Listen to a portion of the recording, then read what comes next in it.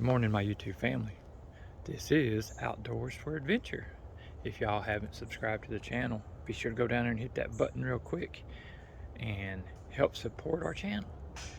Today we are headed back into the Ouachita National Forest to do a little exploring and to route a overland route to share with the group that we're in.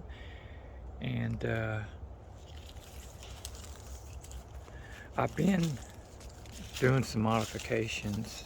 I made a roto-pack mount to mount our water jug up on our rooftop rack and be able to lock it up. And it works really good. It's nice and stout. And if you go by, just the lockable handle for a roto-pack mount is I think it was 50 bucks. So, you know, this was all made out of scrap I had laying in the garage, so free. And we'll be mapping and sharing our route with Onyx. And maybe I'll get a little bit more in-depth information about Onyx, what it is this trip.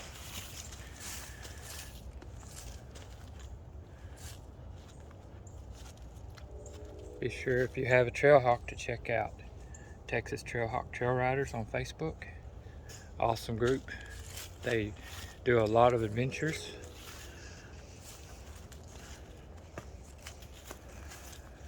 But it's a pretty morning, and we are all packed up and ready to go. This is the I actually made the mount, but this is the actual roto-pack handle. It's not the lockable one, but I plan on changing this out to where, kind of like the other side, to where it's lockable and I don't have to use this chain no more. And that handle there, you know, is expensive and I wouldn't want it to walk off, so I'm actually going to rig away to where I can lock all that in there, but I just didn't have time right now. But anyway, we're ready to go and looking for a good time. So we'll see y'all a little later on. Well, we are at Shady Lake campground again. This is where this journey is going to begin. This is a good place to meet up, and there's you know, facilities and a lot of beauty right here. This place closes November 30th. But we are fixing to hit the gravel roads, and the journey starts here. And we will be heading toward Petit Jean State Park and hitting as many forest roads as we can. We'll just have to see, you know, how time works with us as to how far we get. Still color in the trees. A lot of the leaves have fallen, which makes you able to see the land better. So we will see you in a bit.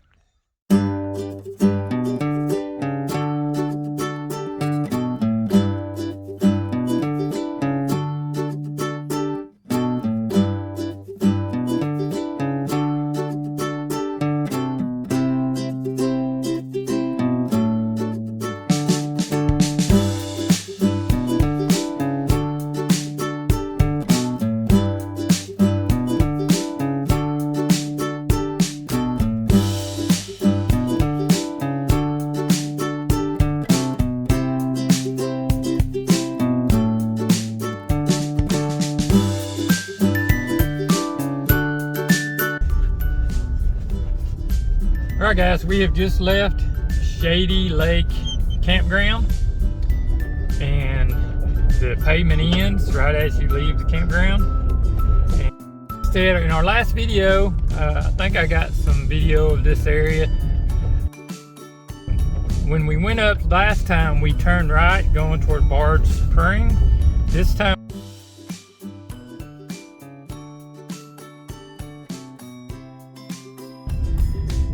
But as you can see, there's some beautiful colors still in the trees, and they have thinned out far enough, or enough, that you can see through them, which is pretty cool. You have steep drop off on the left side there. It's just beautiful down in here. Even though we was here 2 weeks ago, it's still just awesome. And every time you're here, there's something different about the exact same area you're in.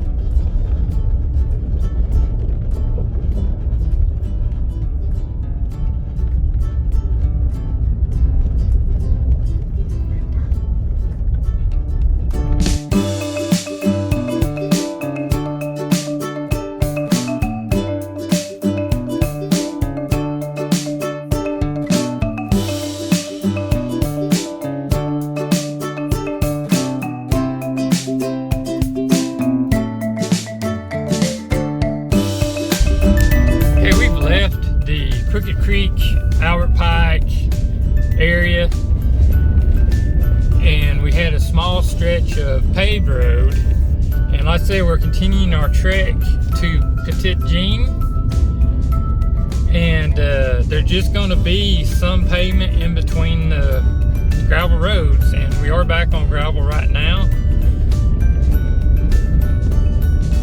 but there's going to be more pavement as we go.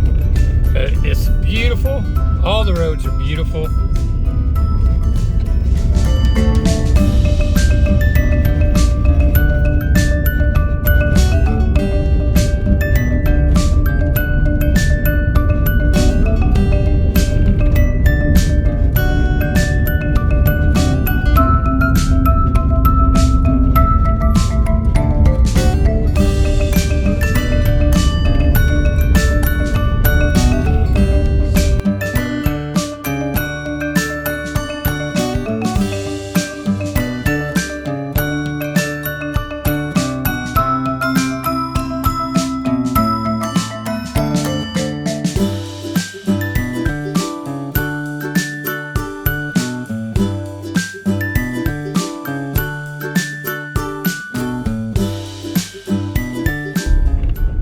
Okay, we're off the main road. We came down some Highway 270 that's paved, but it is very curvy and beautiful and worth hitting the pavement to see and fun to drive. And then to get to Petit Jean, we had to turn off, I believe this is 123 Forest Road. And we're going to be on a few forest roads for a little while before we come out again on pavement.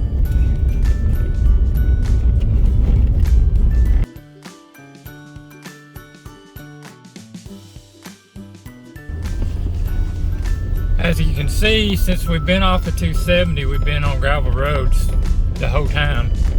And this is more dirt and bigger rocks than what I'd call a gravel road. But it's been a lot of fun. This road goes for quite a ways. But I was wanting to share the road conditions with you kind of as we went. If it was rainy, this would be pretty muddy. Catch up with you in a bit. The Ouachita National Forest covers 1.8 million acres in central Arkansas and southeastern Oklahoma. Headquartered in Hot Springs, Arkansas, the forest is managed for multiple uses, including timber and wood production, watershed protection and improvement, habitat for wildlife and fish species, including threatened and endangered ones, wilderness area management, mineral leasing, outdoor recreation, enjoy camping, hiking, biking, scenic driving, trail riding, water recreation, fishing, hunting, and more. Explore the Ouachita National Forest for wonderful scenery and recreation opportunities.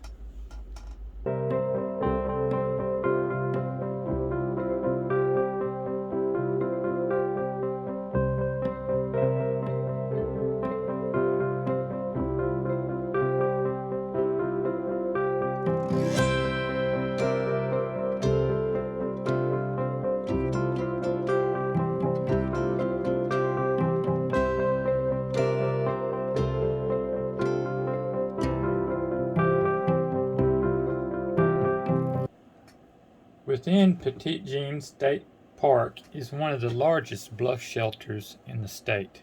Accessed via a rock house cave trail, the bluff shelter was once home to Native Americans well over 1,000 years ago. These bluff-dwelling Native Americans used the shelter as their house and lived as nomads, hunters, and gatherers. They hunted with spears, for they had yet to invent the bow and arrow, and they left behind evidence of their existence.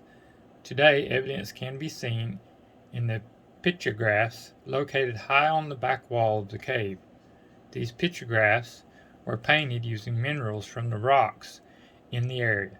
The pictures tell stories important to those who created them. Today, we can only imagine what these images mean. The Rock House Cave is an archaeological historical site protected by state law. The legend of Petit Jean and how the mountain received its name begins in the 1700s with the story of a young French nobleman, Chevet, who lived during the period of the French exploration of the New World. He requested permission to explore part of Louisiana Territory and for a grant to claim part of the land. The king granted Chevet's approval. Chevet was engaged to be married to a beautiful young girl from Paris, Adrienne Dumont. When told of his plans, she asked that they be married right away so she could accompany him. Thinking of the hardship and danger on the journey, Chevet refused her request, telling her upon his return, if the country was good and safe, they would be married and go to the New World. Adrienne refused to accept his answer and disguised herself as a cabin boy and applied to the captain of Chevet's ship for a position as a cabin boy, calling herself Jean. The girl must have been incredibly clever in her disguise, for it is said that not even Chevet recognized her. The sailors called her Petit Jean, which is French for Little John. The ocean was crossed in early spring. The vessel ascended the Mississippi River to the Arkansas River to the foot of the mountain. The Indians on the mountain came to the river and greeted Chevet and invited the sailors to spend time on the mountain. Chevet, Petit Jean, and the sailors spent the summer atop Petit Jean Mountain until fall approached and they began preparations for their voyage back to France. The ship was readied and boarded the evening before departure. That night, Petit Jean became ill with a sickness that was strange to Chevet and his sailors. It was marked with fever, convulsions, delirium, and finally coma. Her condition was so grave at daylight that the departure was delayed. During the illness, Petit Jean's identity was, of course, discovered. The girl confessed her deception to Chevet and begged his forgiveness. She requested that if she died, to be carried back to the mountain top that she had spent her last days on, and be buried on a spot overlooking the river below. The Indians made a stretcher out of deerskins and bore her up the mountain. At sundown she died. Many years later, a low mound of earth was found at the point we now call Petit Jean's grave. Her death and the legend that followed is said to give the mountain and the overlook an enchanting quality that draws visitors back again and again. The settling of the mountain by the English-speaking Americans took hold in the 1840s and 1850s, with the John Walker and Owen West families moving here. John Walker was a farmer from North Carolina who built a simple log cabin for his family, a cabin which stands today at the entrance of Cedar Creek Trail as testament to the hardiness of the state's pioneers.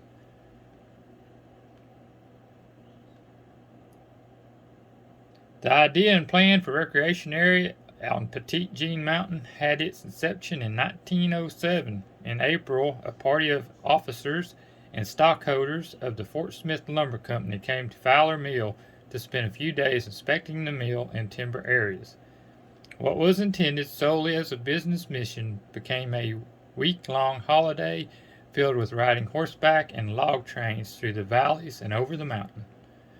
A day was given to exploring the Seven Hollows region, all of which was owned by the company. At one point, the difficulties of logging the region were discussed. The consensus of the group was that it could only be done at a loss, and that the trees might as well be left to live out their lifespan as unmolested by axe or saw. One of the parties suggested that the area be offered to the government as a national park. In 1921, the Fort Smith Lumber Company was ready to make a deed to the area whenever the government would accept it. Dr. T.W. Hardison, for whom the park's Hardison Hall was named, the company physician and naturalist in his own right, headed the campaign. He persuaded a representative in Congress to give it his enthusiastic approval, who introduced a bill in the House of Representatives providing for the acceptance of the area as Petit Jean National Park. The bill was then referred to the Committee on Public Lands. Dr.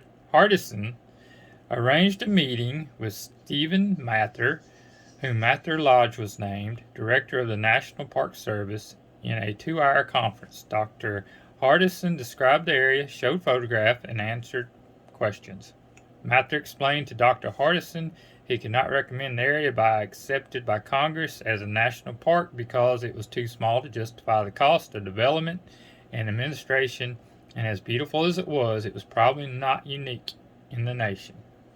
He suggested, however, that Dr. Hardison undertake to bring about its acceptance by the Arkansas legislature as a state park. When the Arkansas legislature of 1923 was in session, Dr. Hardison asked the Road Improvement District Attorney to write a bill for introduction in the legislature providing for the acceptance of Petit Jean State Park. When the secretary of the Fort Smith Lumber Company was told of the developments, he explained that the board of directors had voted to give the Seven Hollows region to the government as a national park, thus he had no authority to offer it to the legislature as a state park. That action would have to wait for the next board meeting. In the meantime, 6 men in Morrilton and 2 from Pine Bluff offered to donate 80 acres of land to be included in the state park. A bill in 1923 was written to set up only this 80-acre tract as a park, acreage which included the land surrounding Cedar Falls and a portion of Cedar Creek Canyon. Dr. Hardison finally met with the governor and explained that he was trying to do. 3 weeks later, the governor signed the bill after it had passed both houses of the legislature without a single dissenting vote. Therefore, the area around Cedar Falls was the first land acquired by the state of Arkansas for state park purposes. President Franklin D. Roosevelt established the Civilian Conservative Corps in 1933. It was on the way to get money into the pockets of Americans during the Great Depression by giving them a government job that would have long-lasting benefits to Americans, like building Mather Lodge and some of the cabins.